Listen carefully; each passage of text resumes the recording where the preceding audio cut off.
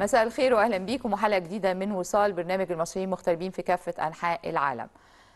قدر بلدنا وقدرنا، قدر جيلنا انه يعيش كل اللي بنشوفه ده على ارض الواقع، سواء من صراعات اقتصاديه سياسيه حروب، ننتصر ونحتفل بالنصر ال50 لأكتوبر، ونشوف في نفس الوقت إسرائيل بتعلن الحرب لأول مرة على قطاع غزة بعد هجوم كان مباغت، وكل الجيش الإسرائيلي بيشهد إن هذا الهجوم كان مفاجأة. المهم إن احنا كمصر نفضل في سلام وفي أمن وأمان. عندنا انتخابات رئاسية قادمة، وعندنا معركة أكبر وأكبر هي معركة التنمية. إزاي نفضل مستمرين فيها بدون أي نوع من تشتيت؟ ده المهم. المهم إن احنا نحافظ على بلدنا، المهم إن احنا نقف ونفضل واقفين. ادعوا لينا وادعوا لكل الشعب الفلسطيني بإذن الله، وأيضا نأمل أن المفاوضات تأتي سريعا، وزي ما فخامة الرئيس بيقول التصعيد يقف قريبا، لأن ده في مصلحتنا إحنا كشعب مصري. اسمحوا لنا النهاردة يكون معانا الكاتب الصحفي القدير رئيس تحرير مجلة السياسة الدولية ومجلة الديمقراطية بمؤسسة الأهرام، الأستاذ أحمد ناجي قمحة. بنرحب بيه، وهو أستاذي دايما وأنا بتعلم منه. أستاذ أحمد ناجي قمحة من الناس اللي هتفهمنا النهاردة إيه اللي بيحصل، واحتفالاتنا في أكتوبر وانتخاباتنا هتتم بإذن الله، صح؟ ان شاء الله. اولا اهلا وسهلا بحضرتك، وانا سعيد ان انا اكون ضيف مع سيادتك دايما استاذ عبير، وبالفعل دور مهم جدا هدف برنامج وصال بيعمله في التواصل مع المصريين في الخارج، وتوصيل رسائل الدولة المصرية ليهم من اجل طمأنتهم على الاوضاع في وطنهم الاصلي. اكتوبر، احنا بنحتفل باكتوبر وبنحتفل بانتصارنا، ومكملين مسيرتنا ان شاء الله في التنمية، ومكملين مسيرتنا لتحقيق الديمقراطية وفقا للمفهوم المصري وتطبيقا للتجربة الخاصة المصرية اللي فتحت أبوابها لكل صوت عاقل يبحث بالعلم وبالعقل عن مستقبل هذا الوطن في كافة الأصعدة الاقتصادية والاجتماعية والسياسية منها. الحوار الوطني اللي انعقد دليل دامغ على جدية هذا الوطن في الاستماع لكل أبنائه، من يتبنى منهم الرؤية العقلانية العلمية مرحب به ومرحب باقتراحاته. يمكن احنا شفنا التوصيات الصادرة عن الجولة الماضية من الحوار الوطني، واللي تلقاها بصدر رحب فخامة الرئيس عبد الفتاح السيسي، وأحالها إلى الجهات المختصة من أجل البحث فيها وتطبيق ما يمكن أن يحوز على ثقة الجهات المحالة إليها، سواء مجلس النواب، مجلس الشيوخ، الحكومة، بحيث أن احنا نوصل على توافق مجتمعي مصري على مستقبل هذا الوطن. المؤكد ان احنا بنعيش في عالم يشهد اضطرابات عديده. المكعبات او البازل اللي موجوده في العالم مكعبات شائكه جدا. هنقف عند المكعبات او البازل عشان هنشكلها معاك، بس بعد نشرة اخبار وصال نشوفها ونرجع نبتدي بقى البازل، ونبتدي نحط كده القطع جنب بعضها عشان نفهم، لان النهارده عاوزين نفهم، بس نفهم، والفهم هنا مهم قوي عشان اتخاذ القرارات في المستقبل. نشوف مع بعض نشرة الأخبار. نشرة أخبار المصريين بالخارج من وصال. احتفلت السفارات والجاليات المصرية بالخارج بالذكرى ال50 لنصر أكتوبر، وعرض أفلام تسجيلية عن ملحمة عبور القناة والنصر. أكد السفير أحمد أبو زيد المتحدث الرسمي لوزارة الخارجية أنه تم التنسيق مع الهيئة الوطنية للانتخابات بشأن تصويت المصريين بالخارج، مؤكداً على الاستعداد الكامل لجميع السفارات والقنصليات لتصويت المصريين بالخارج في الانتخابات الرئاسية. ووزيرة الهجرة سهى جندي تدعو المصريين بالخارج للمشاركة بالانتخابات الرئاسية، وتؤكد أنه واجب وطني. وزيرة الثقافة الدكتورة نيفين الكيلاني: نفتح الباب أمام أبناء المصريين بالخارج للمشاركة في مسابقة المبدع الصغير. نشارك عشان مستقبل مصر. تحيا مصر، تحيا مصر، برلين. أنا هشارك لمستقبل الجيل التاني. انزل شارك لتحقيق امال وطموح الشعب المصري في الجمهوريه الجديده. تحيا مصر، تحيا مصر، تحيا مصر. انزل شارك عشان مستقبل أولادك، انزل شارك عشان مستقبل بلدك.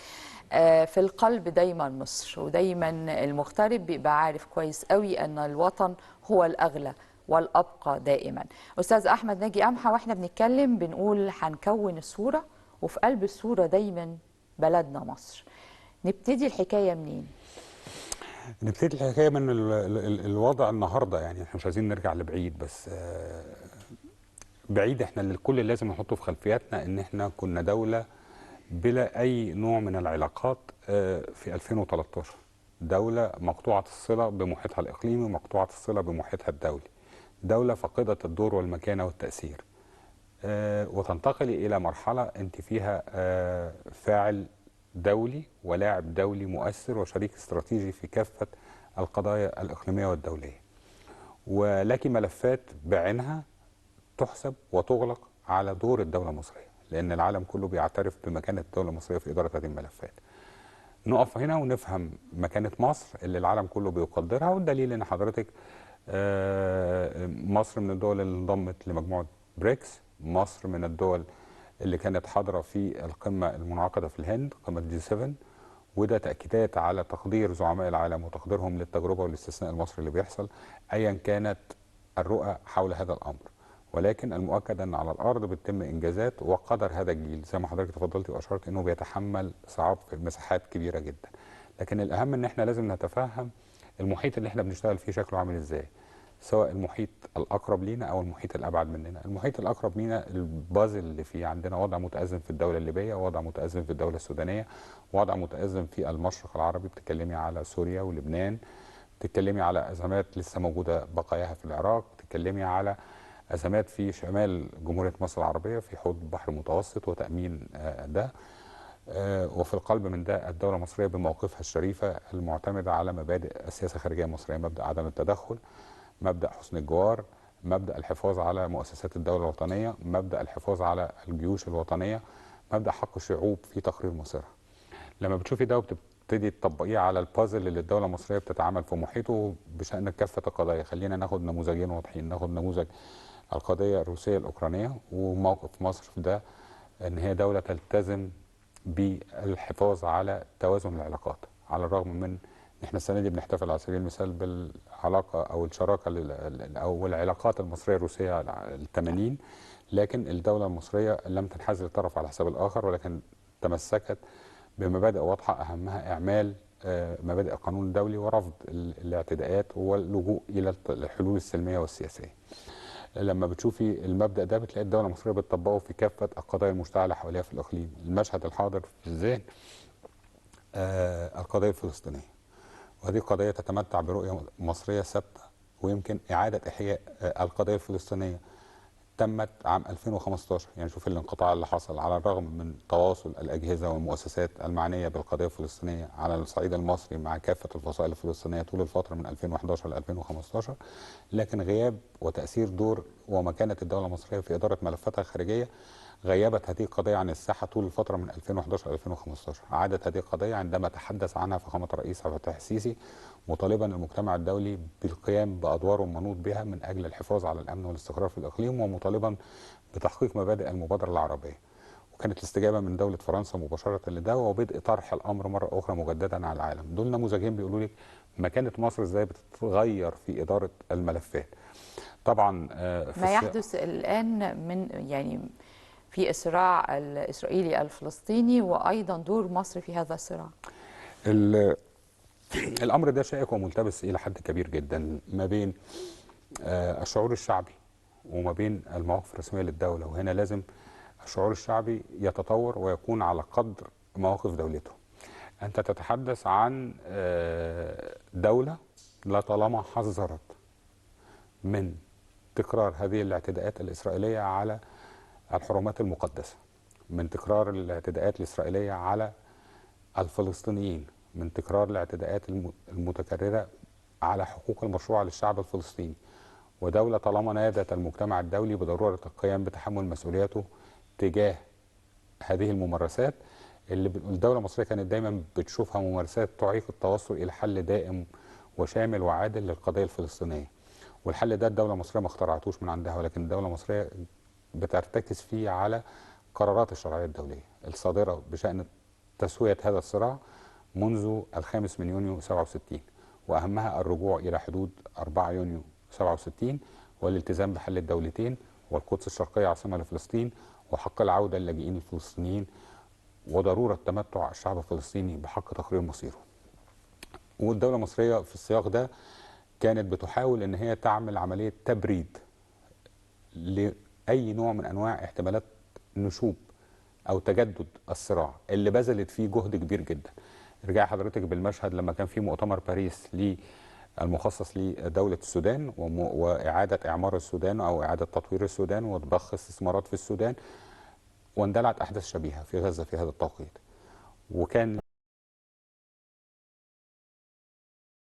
وأطلقت من باريس من وسط هذا المؤتمر مبادرة الهدنة اللي تحققت على الأرض، وعملت من خلالها كافة أجهزة مؤسسات الدولة المصرية المعنية بإدارة الملف، وعلى رأسها توجه الوزير عباس كامل رئيس جهاز المخابرات العامة المصرية إلى فلسطين وإلى دولة إسرائيل من أجل التباحث حول تهدئة هذا الأمر، واللي تحقق على الأرض بالفعل. وكان من نتاجه إن إحنا عندنا شركات الإعمار المصرية بتشتغل حتى هذه اللحظة. شركات الإعمار المصرية بتشتغل لغاية اللحظة في غزة. أنا أتوقف عند هذه النقطة لأنها هامة جدا، لأنهم بالنسبة لنا برضو مصريين في الخارج ولازم برضو نبقى مطمنين عليهم ومأمنينهم. لكن هنشوف مع بعض حاجة تخفف شوية من الصراعات الداخلية حتى اللي في نفسنا. أطفالنا لما بيتكلموا بالعربي وبيتغنوا بأغاني أكتوبر احتفالا بانتصارات أكتوبر من أطفال الجاليات مختلفة، هنشوف هذا التقرير. بنحبك يا مصر، تحيا مصر. بلادي بلادي بلادي لك حبي وفؤادي. علمونا في مدرستنا ازاي نحبها نتفاعلها طول حياتنا ونحمي ارضها. قالوا لي الجملة واضحة حط فيه اسم مصر، جاوبت بحسن نية الجملة هي تحيا مصر. ألفين بعون الله طول ما احنا فينا الروح يا بلدنا في قلوبنا ومعانا فين ما نروح.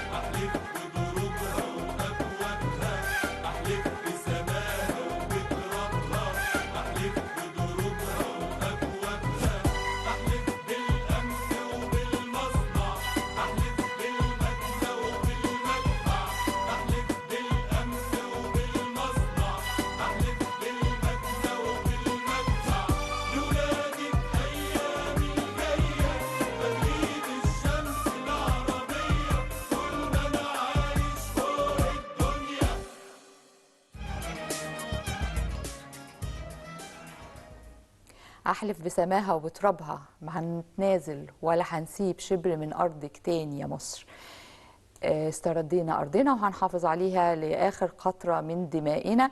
الجيش المصري دايما جيش وطني، والشعب المصري فاهم ده كويس قوي. بنتكلم عن عمال ومعدات موجودة في قطاع غزة من أجل تعمير هذا القطاع، ودلوقتي هناك قصف شديد من الجانب الإسرائيلي على قطاع غزة. بس هو ده الدور المنوط بالدولة المصرية طول عهدها، وفي وسط هذه الجهود اللي بيتم بذلها من أجل إعادة إعمار غزة منذ العدوان السابق على غزة، الدولة المصرية بتقدري تقولي كللت جهودها برضه وجهود أجهزتها ومؤسساتها علشان تتوصل إلى توحيد الفصائل الفلسطينية، وعقدت في القاهرة أكثر من جولة للقاءات والمفاوضات في هذا الشأن. ليه؟ لأن كان دايما ذريعة الطرف الإسرائيلي في هذا الأمر إن هو ما فيش توحيد للمواقف وما فيش توحيد للرؤى. والدولة المصرية بتبذل في هذا الإطار كل الجهد، لكنها في نفس الوقت لا تتغافل عن كم الاعتداءات المرعبة المستمرة من الطرف الإسرائيلي، وكانت بطرف ده دايما مصدر خطورة وتهديد للاستقرار والأمن في الإقليم، ولا طالما حذرت من أنه في أي لحظة من اللحظات وكلنا كنا متابعين الاستفزازات اللي كانت بتتم على بالضبط على الأشهر الماضية، يعني الأسابيع الماضية كمان كان في تركيز واستفزاز على المسجد الأقصى. طيب ده كله بيتم في إطار أزمة إسرائيلية داخلية كبيرة جدا. ما يحدث على الأرض هو إنقاذ لنتنياهو. ما يحدث على الأرض هو إنقاذ لنتنياهو وإنقاذ لشكل نظام الحكم في الداخل الإسرائيلي بعد أزمات كتيرة جدا طول الفترة اللي فاتت، سواء في القدرة على تشكيل حكومة أو الأزمات القضائية المتعلقة بالعديد من القضايا الشائكة. توحيد الجهود مرة تانية، ويمكن ده تم في إطار مش داخلي بس ولكن في إطار دولي. شفنا في نفس اليوم هذا الكم من التعاطف الدولي ومن الدعم الدولي الموجه لإسرائيل تحت شعار سيف إسرائيل، واللي تصدر المشهد الإعلامي الغربي بالكامل. وشفنا بالطبع الموقف المباشر المؤيد من الولايات المتحدة الأمريكية لإسرائيل. وده الكلب المكيالين المتعودين عليه. مش كلب مكيالين، ده هو كلب مكيال واحد. لا يوجد مكيال آخر.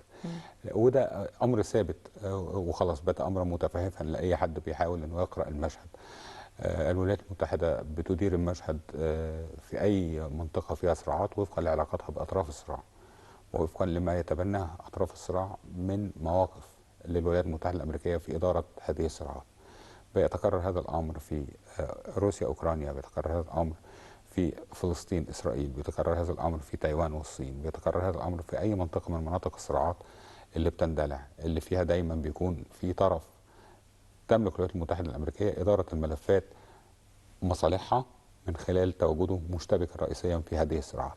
فخلينا نقول أن الأمر جليا مصر بتعمل كل جهدها حتى هذه اللحظة. ويمكن امبارح الرئيس ماكرون تواصل مع فخامة الرئيس عبد الفتاح السيسي، في تواصل مستمر مع توني بلينكن وزير الخارجية الأمريكي تواصل مع معالي السيد سامح شكري وزير الخارجية المصري النهارده او امبارح برضو لا تواصل. بتكلم على التواصل المستمر ما بين المملكة العربية السعودية أيضا وفخامة الرئيس، وأيضا من الجانب الأردني مع فخامة الرئيس. امبارح حصل اتصال برضو، امبارح حصل اتصال من رئيس الوزراء العراقي السيد السوداني بفخامة الرئيس عبد الفتاح السيسي، والنهارده كان في اتصال من العاهل الأردني الملك عبد الله بن مفيش وزير خارجية في أي دولة ما اتصلش بالوزير سامح شكري. ده غير الاتصالات التي قامت بها وزارة الخارجية المصرية المكثفة على مدار الفترة من امبارح الصبح لغاية اللحظة اللي احنا بنتكلم فيها من أجل تجميد الأوقاع ومنع تصعيد الأمور، لأن تصعيد الأمور به مخاطر كثيرة على الأمن القومي المصري من عدة اتجاهات، ومخاطر كثيرة على الأمن القومي العربي من اتجاهات أخرى متعددة. وبالتالي لازم يكون عندنا قدر من الوعي واحنا بنتعامل مع هذه القضايا منعا لتطورها. الدولة المصرية تبذل احنا جهودها. المخاطر اللي على مصر ممكن حضرتك تذكرها لي، والمخاطر اللي على الوطن العربي ممكن حضرتك تذكرها لي؟ زي ما قلنا في أول الحلقة الحدود المصرية في كافة اتجاهاتها مشتعلة، ومن ثم لا حاجة إلى فتح جبهة جديدة في ضوء تحذيرات إسرائيلية صادرة بأهمية أو حتمية إخلاء غزة. أمر في منتهى الخطورة، وده أمر بيمثل ضغط على الدولة المصرية في توقيت في منتهى الحساسية والحرج، وده لازم نحطه في اعتبارنا. الأمر الثاني اللي في منتهى الخطورة التصريحات الأمريكية باستعداد الولايات المتحدة الأمريكية لضرب أي قوى إقليمية يمكن أن تكون بتمثل مصدر تهديد أو مصدر تسليح لحماس، وان هذا الامر يمكن ان يطال اي دوله في الاقليم يثبت ادانتها في هذا الاطار. وبالتالي الامر خطير على الامن القومي المصري، الامر خطير على الامن القومي العربي، الامن خطير على استقرار الاقليم بالكامل. اندلاع حرب موسعه على هذا النحو يمثل تهديدا كبيرا على مستقبل الامن في الاقليم. كلمه اخيره في 30 ثانيه. احنا داخلين على استحقاق رئاسي يتطلب مننا الالتفاف حول الوطن، ممارسة حقنا الدستوري أيا كان اتجاه التصويت، ويمكن احنا كنا شايفين حرص فخامة الرئيس على التأكيد على ده. نمارس حقك الدستوري، شارك لأن مشاركتك دي هتحمي وطنك. لديك دور في الداخل وفي الخارج من أجل حماية أهداف هذا الوطن في التنمية. لديك دور في الداخل والخارج لكي تثبت أنه قد حدث تطورا إيجابيا كثيرا نحو تقدير المواطن المصري لمسؤولياته تجاه هذا الوطن. مارس حقك الانتخابي، انزل وشارك، ده أمر مهم جدا في هذه المرحلة اللي وطنك بيتعرض فيها لتهديدات من كافة الاتجاهات المحيطة به. أنا بشكر حضرتك جدا كاتب الصحفي الأستاذ أحمد ناجي أمحة، رئيس مجلس تحرير السياسة الدولية ومجلة الديمقراطية بمؤسسة الأهرام. شكرا لحضرتك. شكرا أستاذ عبير، شكرا لحضرتك. مشاهدينا في كل مكان، يتبقى على الشعب المصري أن يعي تماما أن هذه المرحلة مرحلة صعبة يجب أن نلتف ونصطف خلف القيادة. مشاهدينا في كل مكان وعلى وصال دائما في أمن وسلام بإذن الله.